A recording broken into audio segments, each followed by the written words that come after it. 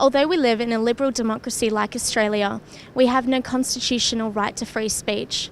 Last year in April, Kamala Emanuel was arrested. Today the verdict was delivered and she was found not guilty. I mean, it was very clear from the court's decision today that my not complying with a move-on notice when the move-on notice wasn't done validly was the right decision. Let it go, you're going to be arrested. It feels like a very long time ago now, to be honest, but it certainly happened in a context when the council and the police were doing a lot to make it harder for people to hold protests. The right to free speech should allow citizens to communicate their views on religion, sexuality, activism and social commentary, even if their words are riddled with hate or prejudice. The intent of move-on notices seems good on the surface, which is to have a discretion around if you see people being antisocial or about to commit an antisocial activity, then they can be asked to move on. Unfortunately, that hasn't been the way that they've been used, and currently the move-on notices are nothing but social control of our most vulnerable people on the streets. I think what this case is about is the overuse of move-on notices by police. That's actually the key point out of this whole campaign, is that the magistrate found the police invalidly issued that move-on notice. It wasn't a valid move-on notice. Move-on notices should not be used in protest situations in this way.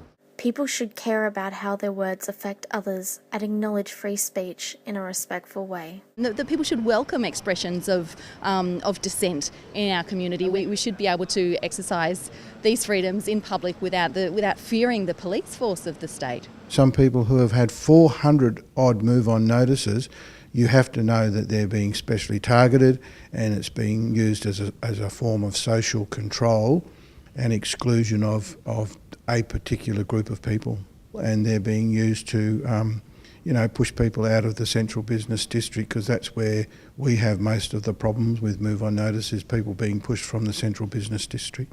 I think this is a significant victory for free speech. I think it'll give a lot of protesters confidence that it's our right to protest.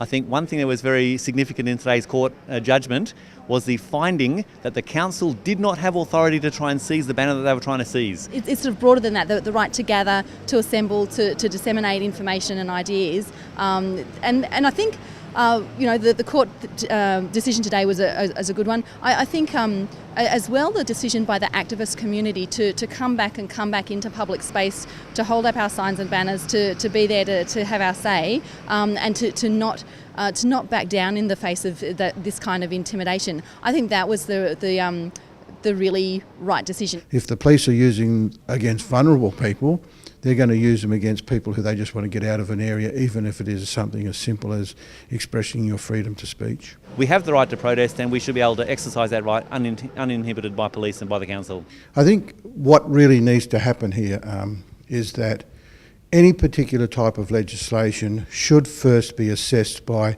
an expert panel that can have a look at the social impacts of that legislation. The most important thing I think is to be aware that just because a council ranger or a police officer says something to you, that doesn't necessarily mean that they're right. I think the evidence is very clear that if a police officer who is responsible for making a judgment about these move-on notices sees someone that they don't like the look of, that they have determined that they're going to push them out of the area, then they'll use them. We deserve the right to protest. We all have voices and they should be heard. Our differences in opinions and attitudes reflect strongly on the community and make us who we are, but we should respect one another. This has been Jackie O'Leary reporting for Undercurrent.